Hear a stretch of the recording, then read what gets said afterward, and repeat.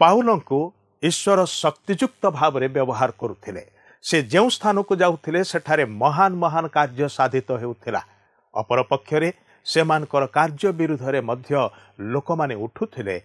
ସମସ୍ତ ଲୋକମାନେ ଏକ ପ୍ରକାର ନଥିଲେ, କିନ୍ତୁ ବିପକ୍ଷମାନଙ୍କର ନିମନ୍ତେ ପାଉଲ କିମ୍ବା ତାହାଙ୍କର ସଙ୍ଗୀମାନେ ନିରାଶ ନଥିଲେ, କିନ୍ତୁ ଆହୁରି ଅଧିକ ପରମେଶ୍ୱରଙ୍କର କାର୍ଯ୍ୟ କରିବା ନିମନ୍ତେ ଉତ୍ସାହୀ ଏବଂ ଉଦ୍ଯୋଗୀ ରହିଲେ।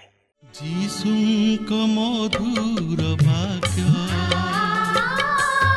ଚଲା ପଥେ ସାଜେ ଦୀପ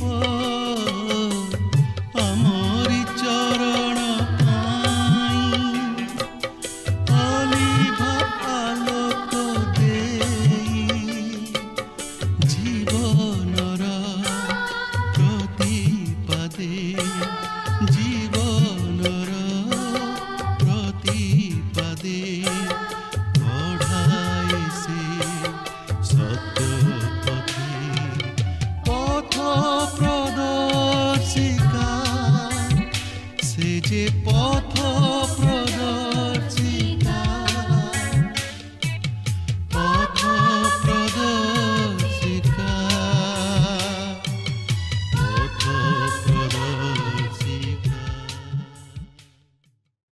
दर्शक बंधु नमस्कार।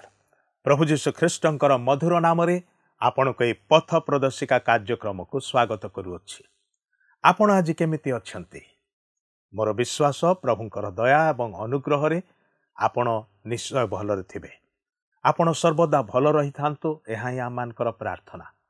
आपण नियमित आमानकर ए कार्यक्रम देखुचंती, प्रभुंकर वाक्य शिक्षा लाभ करिवार सुजोग पाउचंती, आत्मिक जीवन में वृद्धि पाउछन। से आपणकर सकाशे आमने ईश्वरंकर धन्यवाद करुअछु।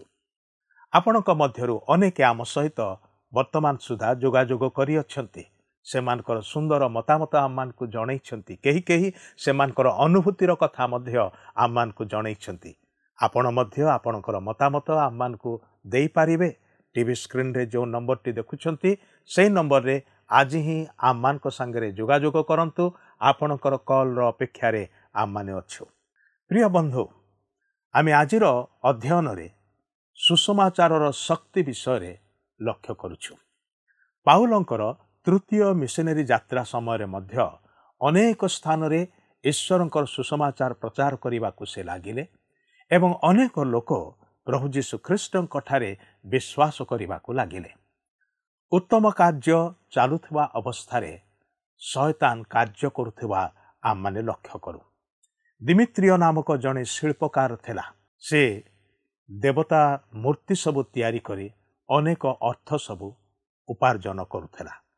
पाउलंक प्रचार रे जेतेबेले अनेक लोक प्रभु जीशु ख्रीष्टंक ठारे विश्वास करिबाकु लागिले, दिमित्रिय तांकर लोकमान को मताई सहर मध्यरे गंडगोल उपजाइला। जे कोनसी मते नगरर व्यवस्था समाधान कले अभिहित कार्य न करिबा निमंते सेमानकु बुझाइले। प्रिय दर्शक बंधु, आमे जेतेबेले उत्तम कार्य करू आमे विभिन्न समस्यार सम्मुखीन होई थाउ। आसंतु ए विषय आहुरी अधिक आलोचना करिबा, किंतु आलोचना को जिबा पूर्व गोटे भक्तिमूलक गीत शुणिबा। तुमको पूजिबी, तुमको ही पूजिबी, मु तुमको पूजिबी, पछेबी नहीं, मु आठो भांगे जदि तुम द्वारे, अब तुम पथरे चले, जदि बा दुख संकट से पछेबे नहीं, मु आठो भांगे जदि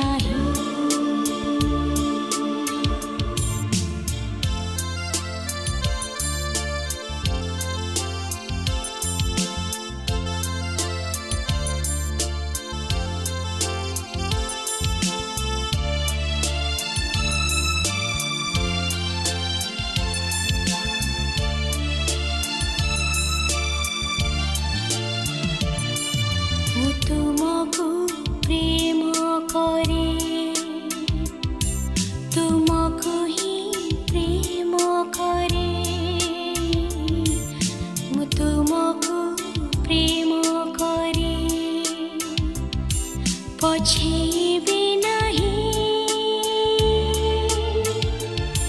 ମୋ ଆଣ୍ଠୁ ଭାଙ୍ଗେ ଯଦି ତୁମ ଦ୍ୱାରେ ଅବା ତୁମ ପଥରେ ଚାଲେ ଯଦି ବା ଦୁଃଖ ସଙ୍କଟ ଆସେ ପଛେଇବି ନାହିଁ ମୋ ଆଣ୍ଠୁ ଭାଙ୍ଗେ ଯଦି ତୁମ ଦ୍ୱାରେ ଅବା ତୁମ ପଥରେ ଚାଲେ ଯଦି ବା ଦୁଃଖ ସଙ୍କଟ ଆସେ ପଛେଇବି ନାହିଁ। ଆସନ୍ତୁ ବର୍ତ୍ତମାନ ଆମେ ପ୍ରଭୁଙ୍କର ବାକ୍ୟ ମଧ୍ୟକୁ ଯିବା। ଆଜି ଆମେ ପ୍ରେରିତ 19 ପର୍ବର 12 ପଦରୁ ଆରମ୍ଭ କରି 41 ପଦ ପର୍ଯ୍ୟନ୍ତ ଅଧ୍ୟୟନ କରିବା ନିମନ୍ତେ ଯିବା। ଏଠାରେ ମୁଁ ଆପଣଙ୍କୁ କହି ରଖେ ଯେ ପାଉଲ ବର୍ତ୍ତମାନ ତାଙ୍କର ତୃତୀୟ ପ୍ରଚାର ଯାତ୍ରାରେ ଅଗ୍ରସର ହେଉଅଛନ୍ତି। ଆଉ ସେ ଏଫିସ ନଗରରେ ଅଛନ୍ତି। ଆଉ ଏହି ଏଫିସ ଏକ ମହାନ ଧର୍ମପୀଠ ଥିଲା। ସମ୍ଭବତଃ ଆଥିନି କିମ୍ବା ଅନ୍ୟ କୌଣସି ସ୍ଥାନ ଅପେକ୍ଷା ଏହା ଅଧିକ ଥିଲା। ଦିଆନାର ମନ୍ଦିର ମଧ୍ୟ ସ୍ଥାନରେ ଥିଲା ଓ ଏଥିସଙ୍ଗେ ସଙ୍ଗେ ଏହାର ପୂଜା ଆରାଧନା ମଧ୍ୟ ଶୈତାନିକ ଥିଲା। ତେଣୁ ଏହିପରି ଏକ ସ୍ଥାନରେ ପ୍ରେରିତ ପାଉଲ ଖ୍ରୀଷ୍ଟ ଯୀଶୁଙ୍କର ସୁସମାଚାର ପ୍ରଚାର କରିବା ନିମନ୍ତେ ଆଗେଇ ଯାଉଛନ୍ତି। ଆଉ ଏହି ସ୍ଥାନରେ ଈଶ୍ୱର ପାଉଲଙ୍କୁ ଏକ ବିଶେଷ ଶକ୍ତିର କାର୍ଯ୍ୟ ସାଧନ କରିବା ପାଇଁ ଶକ୍ତି ପ୍ରଦାନ କରୁଅଛନ୍ତି। ତେବେ ଦେଖନ୍ତୁ 19 ପର୍ବର 12 ପଦରେ ଏହିପରି ଲେଖା ଅଛି, ଏପରିକି ତାଙ୍କ ଦେହରୁ ରୁମାଲ କିମ୍ବା ଗାମୁଛା ରୋଗୀମାନଙ୍କ ନିକଟକୁ ଅଣାଯାଆନ୍ତେ ସେମାନଙ୍କଠାରୁ ରୋଗ ଛାଡ଼ି ଯାଉଥିଲା ଓ ଦୁଷ୍ଟ ଆତ୍ମାଗୁଡ଼ାକ ବାହାରି ଯାଉଥିଲେ। ଏଠାରେ ଯେଉଁ ଗାମୁଛା ଓ ରୁମାଲ ବିଷୟରେ ଲେଖାଯାଇଅଛି ସେହିସବୁ କ'ଣ? ଏଗୁଡ଼ିକ ଆମେ ଝାଳ ପୋଛିବାରେ ବ୍ୟବହାର କରୁ, ନୁହେଁ କି? ଏହା ମଧ୍ୟ ସେତେ ବ୍ୟୟବହୁଳ ନୁହେଁ, ମାତ୍ର ଏହାକୁ ଆମେ ସଦାସର୍ବଦା ବ୍ୟବହାର କରିଥାଉ। ଏହାକୁ ଝାଳୁଆ ଲୁଗା କହିଲେ ମଧ୍ୟ ଅତ୍ୟୁକ୍ତି ହେବ ନାହିଁ। ଆଉ ପାଉଲ ଏହି ରୁମାଲ ଓ ଗାମୁଛା ନିଜର ଦୈନନ୍ଦିନ କାର୍ଯ୍ୟରେ ବ୍ୟବହାର କରୁଥିଲେ। ଆପଣ ଜାଣିଥିବେ ଯେ ସେ ଜଣେ ତମ୍ବୁ ନିର୍ମାଣକାରୀ ଥିଲେ ଓ ଏହାକୁ କେବଳ ଗ୍ରୀଷ୍ମ ଋତୁରେ ହିଁ ତିଆରି କରାଯାଏ।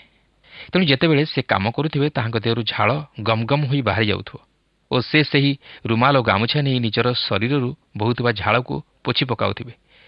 ସେଗୁଡ଼ିକ ଝାଳ ଦ୍ୱାରା ମଇଳା ହୋଇଯାଉଥିବ। କିନ୍ତୁ ଆପଣ ଦେଖନ୍ତୁ, ଲୋକେ ସେହି ଝାଳୁଆ ରୁମାଲ ଓ ଗାମୁଛାକୁ ଛୁଇଁ ସୁସ୍ଥ ହେଉଥିଲେ।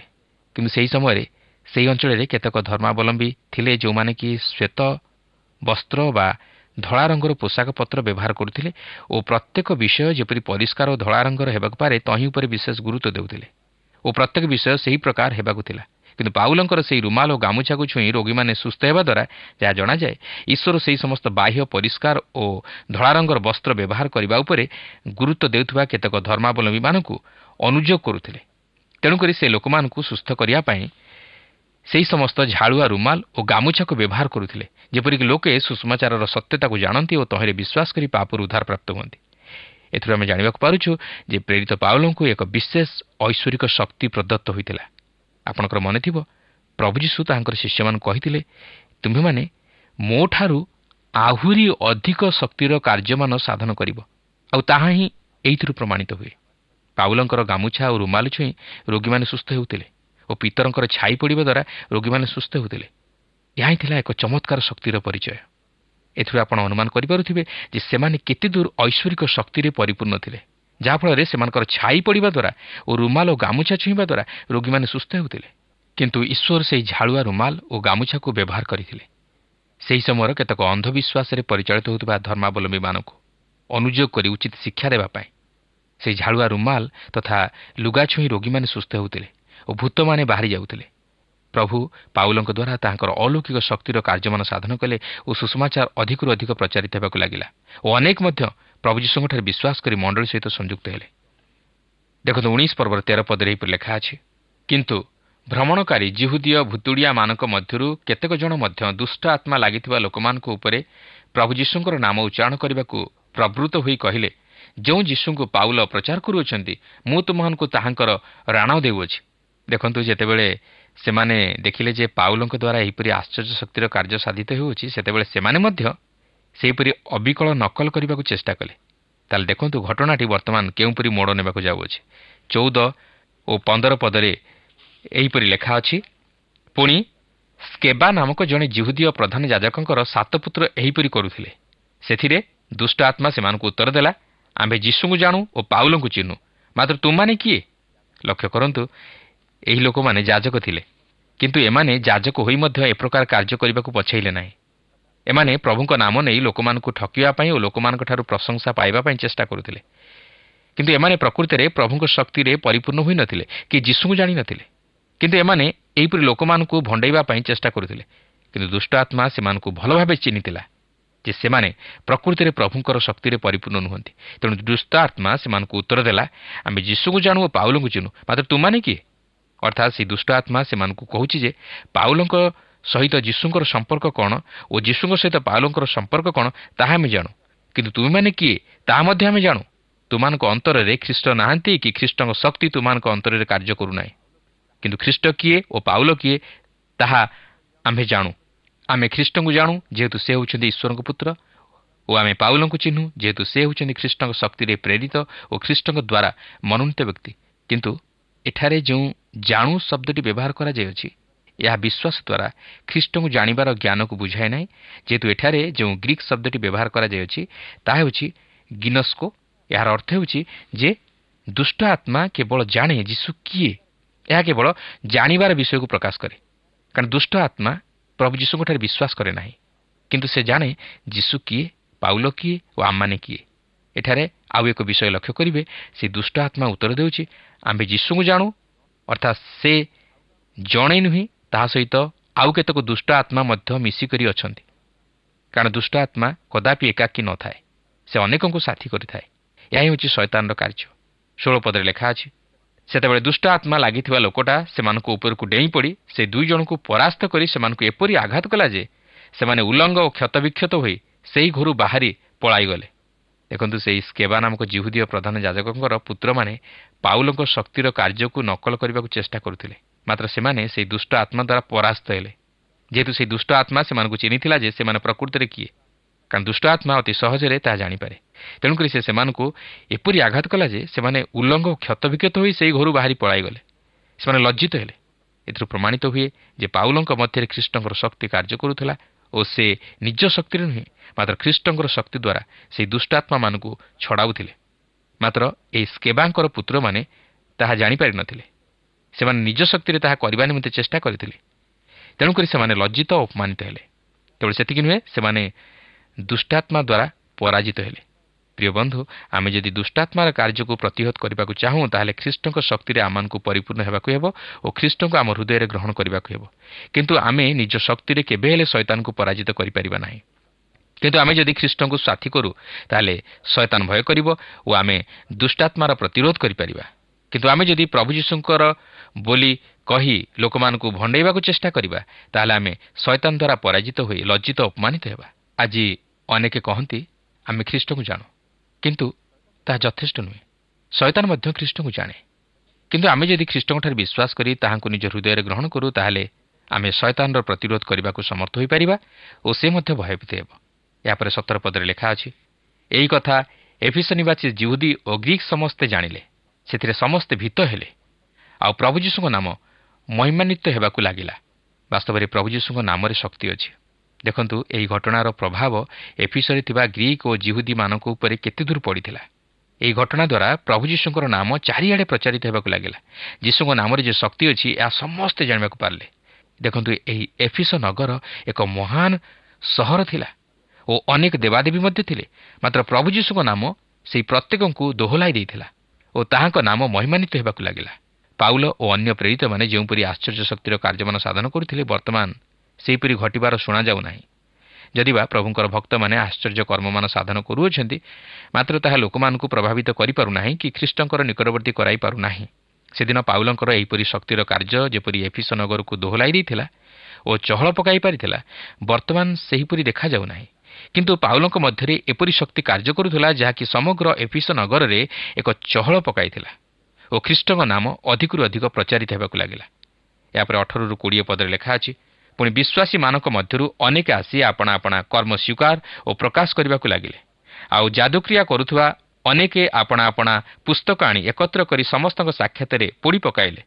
ସେମାନେ ସେସବୁର ମୂଲ୍ୟ ହିସାବ କରି ତାହା 50,000 ଟଙ୍କା ବୋଲି ଦେଖିଲେ। ଏହି ପ୍ରକାରେ ପ୍ରଭୁଙ୍କର ବାକ୍ୟ ପରାକ୍ରମରେ ବୃଦ୍ଧି ପାଇବାକୁ ଓ ଜୟଯୁକ୍ତ ହେବାକୁ ଲାଗିଲା। ଏକ ବିରାଟ ପରିବର୍ତ୍ତନ ଘଟିବାର ଆମେ ଲକ୍ଷ୍ୟ କରୁଅଛୁ। ଖ୍ରୀଷ୍ଟ ବିଶ୍ୱାସୀମାନଙ୍କ ମଧ୍ୟରେ ଏକ ପରିବର୍ତ୍ତନ ଓ ସେହି ଯାଦୁକ୍ରିୟା କରୁଥିବା ଲୋକମାନଙ୍କ ମଧ୍ୟରେ ଏକ ମହାନ ପରିବର୍ତ୍ତନ। ସେହି ଯାଦୁକ୍ରିୟା କରୁଥିବା ଲୋକମାନେ ଯେଉଁ ସମସ୍ତ ପୁସ୍ତକ ଆଣି ପୋଡ଼ି ପକାଇଲେ ସେଗୁଡ଼ିକର ମୂଲ୍ୟ 50,000 ଟଙ୍କା ଥିଲା। ଏଥିରୁ ଆପଣ ଅନୁମାନ କରିପାରୁଥିବେ ସେହି ଅଞ୍ଚଳରେ ଯାଦୁକ୍ରିୟା କେତେ ଦୂର ବ୍ୟାପି ଯାଇଥିଲା ଓ ଲୋକପ୍ରିୟତା ହାସଲ କରିଥିଲା। ମାତ୍ର ଖ୍ରୀଷ୍ଟଙ୍କର ନାମ ସେହି ସମସ୍ତଙ୍କଠାରୁ ଅଧିକ ମହିମାନ୍ୱିତ ହେବାକୁ ଲାଗିଲା, କାରଣ ଯାହା ଯାଦୁକ୍ରିୟା ଦ୍ୱାରା ସମ୍ଭବ ହୋଇନଥିଲା ତାହା ଖ୍ରୀଷ୍ଟଙ୍କ ନାମର ଶକ୍ତି ଦ୍ୱାରା ସମ୍ଭବ ହୋଇପାରିଥିଲା। ତାପରେ 21 ପଦରେ ଲେଖା ଅଛି, ଏହି ସମସ୍ତ ବିଷୟ ଶେଷ ହେଲା ଉତ୍ତାରେ ପାଉଲ ମାକିଦୋନିଆ ଓ ଆଖାୟା ଦେଇ ଜେରୁସାଲେମକୁ ଯିବାକୁ ମନରେ ସ୍ଥିର କରି କହିଲେ, ସେଠାକୁ ଗଲା ଉତ୍ତାରେ ମୋତେ ରୋମକୁ ମଧ୍ୟ ଯିବାକୁ ହେବ। ପ୍ରକୃତରେ ଏହି ତୃତୀୟ ପ୍ରଚାର ଯାତ୍ରାରେ ପାଉଲ ରୋମକୁ ଯିବା ନିମନ୍ତେ ମନରେ ସ୍ଥିର କରିଥିଲେ। କିନ୍ତୁ ଏକ କୌତୁହଳର ବିଷୟ ଆପଣ ଲକ୍ଷ୍ୟ କରିବେ ଯେ ସେ ରୋମକୁ ଗଲେ ସତ, କିନ୍ତୁ ସେ ଯେଉଁପରି ଭାବେ ରୋମକୁ ଯିବା ନିମନ୍ତେ ଯୋଜନା କରିଥିଲେ ସେହି ପ୍ରକାର ଯାଇପାରିଲେ ନାହିଁ। 22 ପଦରେ ଲେଖା ଅଛି, ପୁଣି ଯେଉଁମାନେ ତାଙ୍କର ସେବା କରୁଥିଲେ ସେମାନଙ୍କ ମଧ୍ୟରୁ ତିମୋଥି ଓ ଏରାଷ୍ଟ ଏହି 2 ଜଣଙ୍କୁ ମାକିଦୋନିଆକୁ ପ୍ରେରଣ କରି ସେ ଆପେ କିଛି କାଳ ପର୍ଯ୍ୟନ୍ତ ଆସିଆରେ ରହିଲେ। ଏହି ସମୟରେ ପାଉଲ କରିନ୍ଥିୟମାନଙ୍କ ନିକଟକୁ ପତ୍ର ଲେଖିଥିଲେ। ବିଶେଷ କରି ତିମୋଥି ଓ ଏରାଷ୍ଟ ଏହି 2 ଜଣ ସେହି ପତ୍ର ବହନ କରି ନେଇଥିଲେ। ଯଦିଓ ଏହା କରିନ୍ଥିୟମାନଙ୍କ ନିମନ୍ତେ ଲେଖାଯାଇଥିଲା, ମାତ୍ର ପତ୍ରଟି ପ୍ରଥମେ ମାକିଦୋନିଆର ଲୋକମାନଙ୍କ ନିକଟରେ ଯାଇ ପହଞ୍ଚିଥିଲା, ଯାହାକି ଫିଲିପି ଓ ଥେସଲୋନିକି ମଧ୍ୟ ତହିଁ ସଙ୍ଗେ ସଂଯୁକ୍ତ ଥିଲା ଏବଂ ଆଖାୟାର ମଣ୍ଡଳୀମାନଙ୍କ ନିକଟରେ ଯାଇ ପହଞ୍ଚିଥିଲା, ଯାହା ସଙ୍ଗେ ଆଥିନି ଓ କରିନ୍ଥ ମଧ୍ୟ ସଂଯୁକ୍ତ ଥିଲା। ଏହି ଚିଠିରେ ପାଉଲ ଲେଖି ଜଣାଇଥିଲେ ଯେ ସୁସମାଚାର ପ୍ରଚାର ନିମନ୍ତେ ଏଫିସରେ ତାହାଙ୍କ ନିମନ୍ତେ ଏକ ମହାନ ତଥା ଫଳପ୍ରଦ ଜନକ ଦ୍ୱାର ଉନ୍ମୁକ୍ତ ରହିଅଛି, ମାତ୍ର ଏଥିସହିତ ଅନେକ ବାଧାବିଘ୍ନ ଓ ପ୍ରତିବନ୍ଧକ ମଧ୍ୟ ରହିଅଛି। ବର୍ତ୍ତମାନ ଆମେ ଦେଖିପାରିବା ଯେ ସେହି ସମସ୍ତ ବାଧାବିଘ୍ନ ଶୈତାନିକ ଥିଲା, ଯେହେତୁ ଏହି ସ୍ଥାନ ଦେବପୂଜା ଓ ଶୈତାନ ଉପାସନାର ଏକ କେନ୍ଦ୍ରସ୍ଥଳ ଥିଲା, ଯାହାକି ଆଜି ମଧ୍ୟ ଏହା ନୂଆ ନୁହେଁ। 23 ଓ 24 ପଦରେ ଲେଖା ଅଛି, ପ୍ରାୟ ସେହି ସମୟରେ ଏହି ମାର୍ଗ ବିଷୟରେ ମହା ଗଣ୍ଡଗୋଳ ଉଠିଲା, କାରଣ ଦିମିତ୍ରିୟ ନାମକ ଜଣେ ସ୍ୱର୍ଣ୍ଣକାର ଆର୍ତେମିର ରୌପ୍ୟ ମନ୍ଦିର ନିର୍ମାଣ କରୁଥିଲା, ପୁଣି ଶିଳ୍ପକରମାନଙ୍କର ଯଥେଷ୍ଟ ଲାଭ କରାଉଥିଲା। ଏଠି ଆପଣ ଦେଖନ୍ତୁ, ପାଉଲ ଯେଉଁ ଖ୍ରୀଷ୍ଟଙ୍କର ସୁସମାଚାର ପ୍ରଚାର କରୁଥିଲେ ସେହି ସୁସମାଚାର ପ୍ରଚାର ନେଇ ଅନେକ ଗଣ୍ଡଗୋଳ ଉପୁଜିଲା, ଯେହେତୁ ଖ୍ରୀଷ୍ଟଙ୍କ ନାମ ସେହି ଏଫିସରେ ଅଧିକରୁ ଅଧିକ ପ୍ରଚାରିତ ହେବାକୁ ଲାଗିଲା। କିନ୍ତୁ ଏହାଦ୍ୱାରା ସେମାନଙ୍କର ବ୍ୟବସାୟ ମଧ୍ୟ କ୍ଷତିଗ୍ରସ୍ତ ହେଲା, କାରଣ ଏହି ଏଫିସ ନଗରୀ ପ୍ରତିମା ପୂଜାରେ ପରିପୂର୍ଣ୍ଣ ଥିଲା। ଏହି ସ୍ଥାନରେ ଦିଆନାଙ୍କର ମନ୍ଦିର ଏକ ମହାନ ଦେବ ମନ୍ଦିର ରୂପେ ବିଖ୍ୟାତ ହୋଇଥିଲା ଓ ଏହି ନଗରୀ ବାଣିଜ୍ୟ ବ୍ୟବସାୟର ଏକ କେନ୍ଦ୍ରସ୍ଥଳ ଥିଲା। ଏହା ପାପର ମଧ୍ୟ କେନ୍ଦ୍ରସ୍ଥଳ ଥିଲା। ସମସ୍ତ ପ୍ରକାର ଅନୈତିକତା ମଧ୍ୟ ଏହି ସ୍ଥାନରେ ଦେଖାଯାଉଥିଲା। ଏହି ଦିଆନାଙ୍କର ମନ୍ଦିର ସପ୍ତାଶ୍ଚର୍ଯ୍ୟ ମଧ୍ୟରୁ ଅନ୍ୟତମ, କାରଣ ଏହା ଏକ ବୃହତ୍ ଗ୍ରୀକ୍ ମନ୍ଦିର ଥିଲା ଓ ଅନେକ କାରୁକାର୍ଯ୍ୟରେ ବିଭୂଷିତ ହୋଇଥିଲା। ଏହି ମନ୍ଦିର ମଧ୍ୟରେ ଦିଆନା କିମ୍ବା ଆର୍ତେମିର ପ୍ରତିମୂର୍ତ୍ତି ରଖାଯାଇଥିଲା। ସେମାନେ ଦିଆନା କିମ୍ବା ଆର୍ତେମିଙ୍କର ପ୍ରତିମୂର୍ତ୍ତିଗୁଡ଼ିକୁ ରୂପାରେ ତିଆରି କରି ବିକ୍ରୟ କରୁଥିଲେ ଓ ଏହାଦ୍ୱାରା ସେମାନେ ଅତି ଲାଭବାନ ହେଉଥିଲେ।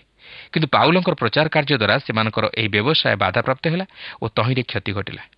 ହୋଇପାରେ ଲୋକମାନେ ପ୍ରଭୁ ଯୀଶୁଙ୍କର ପରିଚୟ ପାଇବାରୁ ସେହି ସମସ୍ତ ମୂର୍ତ୍ତିଗୁଡ଼ିକୁ ଆଉ କିଣିଲେ ନାହିଁ, ଅର୍ଥାତ୍ ସେମାନେ ମୂର୍ତ୍ତି ପୂଜା ପରିତ୍ୟାଗ କରି ସତ୍ୟ ଈଶ୍ୱରଙ୍କ ନିକଟକୁ ଫେରିଆସିଲେ। ଫଳତଃ ସେମାନଙ୍କର ବ୍ୟବସାୟ ଆଉ ଚାଲିଲା ନାହିଁ, ଯାହାଫଳରେ ସେମାନେ ବିରକ୍ତ ହୋଇ ପାଉଲଙ୍କ ପ୍ରଚାର କାର୍ଯ୍ୟରେ ବାଧା ଜନ୍ମାଇଲେ। ଏହାପରେ 25ରୁ 27 ପଦରେ ଲେଖା ଅଛି, ସେ ସେମାନଙ୍କୁ ଓ ସେହି ବ୍ୟବସାୟର କାରିଗରମାନଙ୍କୁ ଡାକି କହିଲା, ମହାଶୟମାନେ, ଏହି ବ୍ୟବସାୟ ଦ୍ୱାରା ଆମ୍ଭେମାନେ ଧନପ୍ରାପ୍ତ ହେଉ ବୋଲି ଆପଣମାନେ ଜାଣନ୍ତି, ଆଉ ହସ୍ତନିର୍ମିତ ଦେବତାମାନେ ଈଶ୍ୱର ନୁହନ୍ତି ବୋଲି କହି ଏହି ପାଉଲ କେବଳ ଏଫିସରେ ନୁହେଁ, ମାତ୍ର ପ୍ରାୟ ସମସ୍ତ ଆସିଆରେ ବହୁତ ଲୋକଙ୍କୁ ମତାଇ ଭୁଲାଇଅଛି। ଏହା ଆପଣମାନେ ଦେଖୁଅଛନ୍ତି ଓ ଶୁଣୁଅଛନ୍ତି। ଏଥିରେ ଯେ କେବଳ ଆମମାନଙ୍କ ଏହି ବ୍ୟବସାୟର ଦୁର୍ନାମ ହେବାର ଆଶଙ୍କା ଅଛି ତାହା ନୁହେଁ, କିନ୍ତୁ ଯେଉଁ ମହାଦେବୀ ଆର୍ତେମିକୁ ସମସ୍ତ ଆସିଆ ଓ ଜଗତ ଯାକ ପୂଜା କରନ୍ତି, ତାଙ୍କ ମନ୍ଦିର ମଧ୍ୟ ନଗଣ୍ୟ ହୋଇପଡ଼ିବାର ଓ ତାଙ୍କ ମହିମାର ଗ୍ଲାନି ସୁଦ୍ଧା ଘଟିବାର ଆଶଙ୍କା ଅଛି। ଆପଣ ଦେଖନ୍ତୁ, ଦିମିତ୍ରିୟ ଓ ତାହାର ସଙ୍ଗୀ ଶିଳ୍ପକରମାନେ ଯେଉଁ ଗଣ୍ଡଗୋଳ ଉପୁଜାଇଥିଲେ, ଏହା କେବଳ ସେମାନଙ୍କର ବ୍ୟବସାୟର କ୍ଷତି ଘଟିବା ହେତୁ ସେମାନେ ସେପରି କରିଥିଲେ, କାରଣ ସେମାନେ ସେହି ବ୍ୟବସାୟ କରି ନିଜର ଜୀବିକା ନିର୍ବାହ କରୁଥିଲେ। ସେମାନେ ସେହି ପ୍ରତିମାଗୁଡ଼ିକୁ ନିର୍ମାଣ କରି ବିକ୍ରୟ କରୁଥିଲେ। ଆପଣ ଜାଣିପାରୁଥିବେ ଯେ ସେହି ଦିଆନାଙ୍କର ମନ୍ଦିର ପୃଥିବୀର ସପ୍ତାଶ୍ଚର୍ଯ୍ୟ ମଧ୍ୟରୁ ଗୋଟିଏ ହୋଇଥିବାରୁ ସେଠାକୁ ଅନେକ ଲୋକ ଆସୁଥିବେ ଓ ସେମାନେ ସେହି ସମସ୍ତ ମୂର୍ତ୍ତିଗୁଡ଼ିକ ଅଧିକ ମୂଲ୍ୟ ଦେଇ କିଣିବା ଦ୍ୱାରା ଏହି ଶିଳ୍ପକରମାନେ ମଧ୍ୟ ଯଥେଷ୍ଟ ଲାଭବାନ ହେଉଥିବେ। କିନ୍ତୁ ପାଉଲ ଖ୍ରୀଷ୍ଟଙ୍କୁ ପ୍ରଚାର କରିବା ଦ୍ୱାରା ସେମାନଙ୍କର ବ୍ୟବସାୟ ମାନ୍ଦା ପଡ଼ିଗଲା।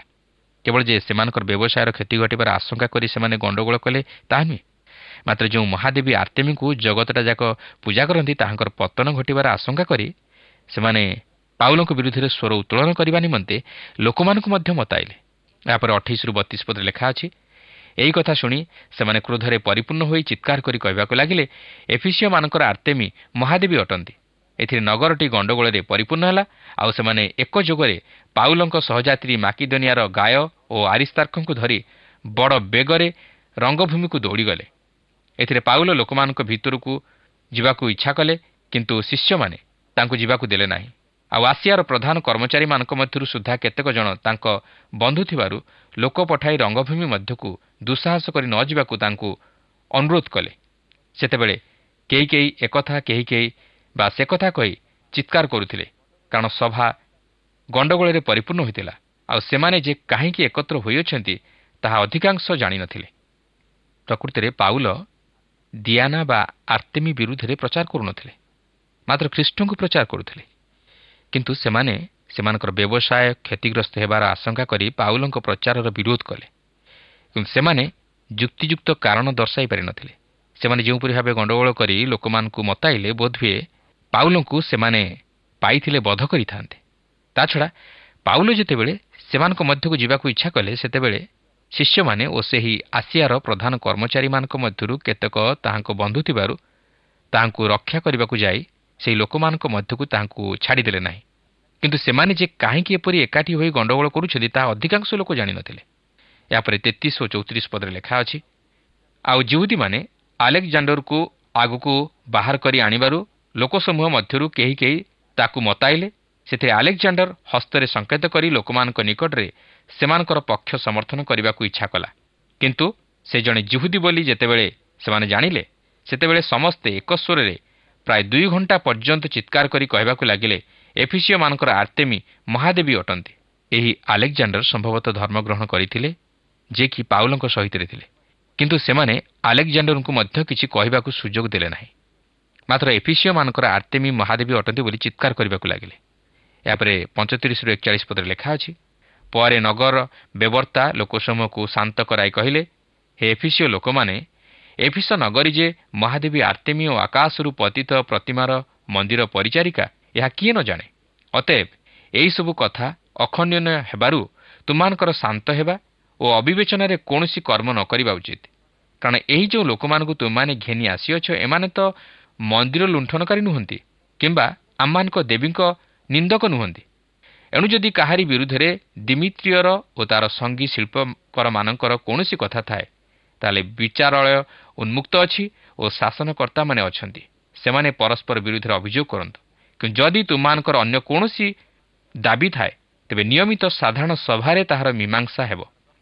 କାରଣ ପ୍ରକୃତରେ ଆଜିର ଗଣ୍ଡଗୋଳ ଘେନି ଆମମାନଙ୍କ ବିରୁଦ୍ଧରେ ଅଭିଯୋଗ ହେବାର ଆଶଙ୍କା ଅଛି। ଆମମାନେ ଏହି ଗଣ୍ଡଗୋଳର କୌଣସି କାରଣ ଦେଖାଇ ପାରିବୁ ନାହିଁ।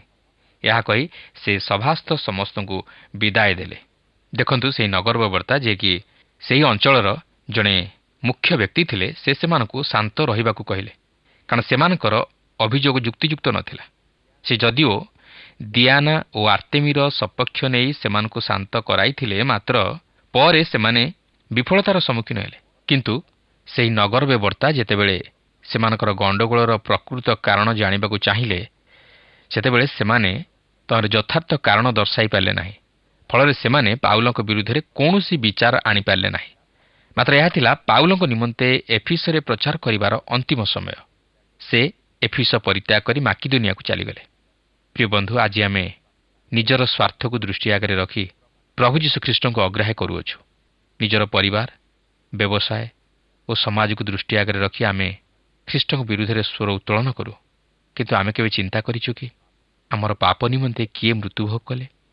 ଆମକୁ ପାପରୁ ଉଦ୍ଧାର କରିବା ନିମନ୍ତେ କିଏ ପବିତ୍ର ରକ୍ତ ଦେଲେ ଓ ଆମମାନଙ୍କୁ ଧାର୍ମିକ କରି ଗଣନା କରିବା ନିମନ୍ତେ କିଏ ମୃତ୍ୟୁକୁ ଜୟ କରି ଉଠିଲେ? କେହି ନୁହନ୍ତି, କେବଳ ସେହି ପ୍ରଭୁ ଯୀଶୁଖ୍ରୀଷ୍ଟ। ସେ ଆଜି ମଧ୍ୟ ଆମକୁ ପ୍ରେମ କରନ୍ତି ଓ ଆମକୁ ପାପରୁ ଉଦ୍ଧାର କରିବା ପାଇଁ ଚାହାନ୍ତି। ସେ ଆଜି ମଧ୍ୟ ଆମକୁ ଉଦ୍ଧାର କରିବା ପାଇଁ ପ୍ରସ୍ତୁତ। କିନ୍ତୁ ଆମେ କ'ଣ ତାହାଙ୍କୁ ପ୍ରେମ କରି ତାହାଙ୍କୁ ନିଜର କରିବାକୁ ଚାହୁଁ କି? ପ୍ରିୟ ବନ୍ଧୁ, ସୁଯୋଗ ସବୁବେଳେ ଆସେ ନାହିଁ। ପ୍ରଭୁ ଆଜି ତାହାଙ୍କର ବାକ୍ୟ ମଧ୍ୟ ଦେଇ ଆମମାନଙ୍କୁ ଏହି ଶିକ୍ଷା ଦେବା ପାଇଁ ଚାହାନ୍ତି, ଯେପରି ଆମମାନେ ପ୍ରତିମା ପୂଜାରୁ ଫେରି ସତ୍ୟ ତଥା ଜୀବନ୍ତ ଈଶ୍ୱରଙ୍କର ଉପାସନା କରୁ, ତାହାଙ୍କର ଗୌରବ କରୁ। କିନ୍ତୁ ଯେତେବେଳେ ଆମମାନେ ସେହି ଜୀବନ୍ତ ଈଶ୍ୱରଙ୍କ ନିକଟକୁ ଫେରିଆସିବା, ସେତେବେଳେ ଆମେ ଜାଣିପାରିବା ଯେ ଆମମାନେ ପ୍ରକୃତିରେ ଅପବିତ୍ର ମନୁଷ୍ୟ। ତାଙ୍କର ବାକ୍ୟ ଦ୍ୱାରା ହିଁ ସେ ଆମମାନଙ୍କ ସହିତ କଥା କହିବେ। ଆଉ ସେତେବେଳେ ଆମମାନେ ଜଣେ ଉଦ୍ଧାରକର୍ତ୍ତାଙ୍କର ଆବଶ୍ୟକତାକୁ ଉପଲବ୍ଧି କରିବା। ଆଉ ସେ ହେଉଛନ୍ତି ସେହି ପ୍ରଭୁ ଯୀଶୁଖ୍ରୀଷ୍ଟ, ଯିଏକି ଆମମାନଙ୍କ ନିମନ୍ତେ ନିଜର ପ୍ରାଣ ଦେଲେ। କାରଣ ସେ ଚାହାନ୍ତିନି ଆମମାନଙ୍କର ବିନାଶ, ସେ ଚାହାନ୍ତି ଆମମାନଙ୍କୁ ସୁରକ୍ଷା ଦେଇ ଅନନ୍ତ ଜୀବନର ଅଧିକାରୀ କରିବା ପାଇଁ। ତେଣୁ ଆଜି ମଧ୍ୟ ସେ ଆମମାନଙ୍କୁ ସୁଯୋଗ ଦିଅନ୍ତି, ଯେପରି ଆମମାନେ ତାହାଙ୍କ ନିକଟକୁ ଫେରିଆସୁ, ନିଜର ସମସ୍ତ ପାପ, ଦୋଷ, ଅଯୋଗ୍ୟତାକୁ ତାହାଙ୍କ ନିକଟରେ ସ୍ୱୀକାର କରି କ୍ଷମା ମାଗି ପାପରୁ ଉଦ୍ଧାରପ୍ରାପ୍ତ ହୋଇ ଏକ ପୃଥକୀକୃତ ଜୀବନଯାପନ କରିବା ପାଇଁ ସମର୍ଥ ହୋଇପାରୁ। ପ୍ରିୟ ବନ୍ଧୁ, ପ୍ରଭୁ ଚାହାନ୍ତି ଯେପରି ଆମମାନେ ସୁରକ୍ଷିତ ହେଉ, ଆମମାନେ ପାପରେ ବିନଷ୍ଟ ନ ହେଉ। ତେଣୁ ଆସୁ ନିଜର ପାପମୟ ଜୀବନ ନିମନ୍ତେ ଅନୁତପ୍ତ ଅନ୍ତଃକରଣ ସହିତ ପ୍ରଭୁ ଯୀଶୁଙ୍କର ନିକଟବର୍ତ୍ତୀ ହୋଇ ସ୍ୱୀକାର କରି ସେହି ପାପରୁ ଉଦ୍ଧାର ପାଇବା ପାଇଁ ଚେଷ୍ଟା କରୁ। ତାହେଲେ ପ୍ରଭୁ ଆମମାନଙ୍କୁ ସୁରକ୍ଷା କରି ତାହାଙ୍କର ସେହି ଅନନ୍ତ ଜୀବନର ଅଧିକାରୀ କରାଇବେ। ପ୍ରଭୁ ପ୍ରତ୍ୟେକଙ୍କୁ ଏହି ସଂକ୍ଷିପ୍ତ ଆଲୋଚନା ମଧ୍ୟ ଦେଇ ଆଶୀର୍ବାଦ କରନ୍ତୁ। ଆଶା କରେ ଆଜିର ଅଧ୍ୟୟନଟି ଆପଣଙ୍କ ପାଇଁ ଲାଭଦାୟକ ହୋଇଛି ଏବଂ ଆତ୍ମିକ ଭାବରେ ଆପଣଙ୍କ ଜୀବନରେ ଏହା ଆଶୀର୍ବାଦ ଆଣିଅଛି। ଆମେ ଆଜି ଏ ବିଷୟ ପ୍ରତି ଦୃଷ୍ଟିପାତ କରିଛୁ ଯେ ପାଉଲଙ୍କୁ ଶକ୍ତିଯୁକ୍ତ ଭାବରେ ପରମେଶ୍ୱର ବ୍ୟବହାର କରୁଥିଲେ। ସେ ଯେଉଁ ଯେଉଁ ସ୍ଥାନକୁ ଯାଉଥିଲେ ସେଠାରେ ମହାନ କାର୍ଯ୍ୟମାନ ସାଧିତ ହେଉଥିଲା, କିନ୍ତୁ ଅପରପକ୍ଷରେ ସେମାନଙ୍କର କାର୍ଯ୍ୟ ବିରୁଦ୍ଧରେ ମଧ୍ୟ ଲୋକମାନେ ସେମାନେ ବିଦ୍ରୋହ କରୁଥିଲେ, ଶତ୍ରୁତା କରୁଥିଲେ। ସବୁ ଲୋକମାନେ ଗୋଟିଏ ପ୍ରକାର ନଥିଲେ, କିନ୍ତୁ ବିପକ୍ଷମାନଙ୍କର ନିମନ୍ତେ ପାଉଲ କିମ୍ବା ତାଙ୍କର ସଙ୍ଗୀମାନେ ନିରାଶ ନଥିଲେ କିମ୍ବା ହତାଶ ନଥିଲେ। ଆହୁରି ଅଧିକ ଭାବରେ ଈଶ୍ୱରଙ୍କର କାର୍ଯ୍ୟ କରିବା ପାଇଁ ସେମାନେ ଉଦ୍ଯୋଗୀ ହେଲେ, ସାହସୀ ହେଲେ। ଆଜି ତ ଆମମାନଙ୍କର ସମୟ ଏଠି ସରିଆସିଛି, କିନ୍ତୁ ପରବର୍ତ୍ତୀ କାର୍ଯ୍ୟକ୍ରମରେ ଏହି ପ୍ରସଙ୍ଗରେ ପୁଣି ଆପଣଙ୍କ ସହିତ ସାକ୍ଷାତ ହେବ। ଆଜି ବିଦାୟ ନେବା ପୂର୍ବରୁ ଆସନ୍ତୁ ପଦେ ପ୍ରାର୍ଥନା କରିବା। ପ୍ରିୟ ପ୍ରଭୁ, ତୁମର ବିଷୟ ଅନ୍ୟମାନଙ୍କୁ କହିବା ସମୟରେ, ତୁମର ସପକ୍ଷରେ ଉଦ୍ଯୋଗର ଉତ୍ସାହର ସହିତ କାର୍ଯ୍ୟ କରିବା ସମୟରେ ବିଭିନ୍ନ ପ୍ରକାର ବାଧାବିଘ୍ନର ସମ୍ମୁଖୀନ ହେବାକୁ ହୁଏ। କିନ୍ତୁ ସେଥିସକାଶେ ଆମେ ଯେପରି ଅଟକି ଯିବୁ ନାହିଁ, ବରଂ ଆନନ୍ଦରେ ତୁମର ସେବା କରିବୁ, ତୁମର ସୁସମାଚାରର ବାକ୍ୟ ଅନ୍ୟମାନଙ୍କୁ କହିବୁ, ସାହାଯ୍ୟ କର। କାରଣ ସୁସମାଚାରରେ ବିଶ୍ୱାସ କରିବା ଦ୍ୱାରା ହିଁ ମନୁଷ୍ୟ ପରିତ୍ରାଣ ପ୍ରାପ୍ତ ହୁଏ, ଅନନ୍ତ ଜୀବନର ଅଧିକାରୀ ହୁଏ, ବଦଳିଯାଏ। ପ୍ରଭୁ ତୁମେ ଆଶୀର୍ବାଦ କର। ଦର୍ଶକ ବନ୍ଧୁମାନଙ୍କୁ ବିଶେଷ ଭାବରେ ଆଶୀର୍ବାଦ କର। ଏହି ପ୍ରାର୍ଥନା ପ୍ରଭୁ ଯୀଶୁଖ୍ରୀଷ୍ଟଙ୍କ ନାମରେ ଉତ୍ସର୍ଗ କରୁଅଛୁ। ଆମେନ୍। ବହୁତ ବହୁତ ଧନ୍ୟବାଦ। ପ୍ରଭୁ ଆପଣଙ୍କୁ ଆଶୀର୍ବାଦ କରନ୍ତୁ।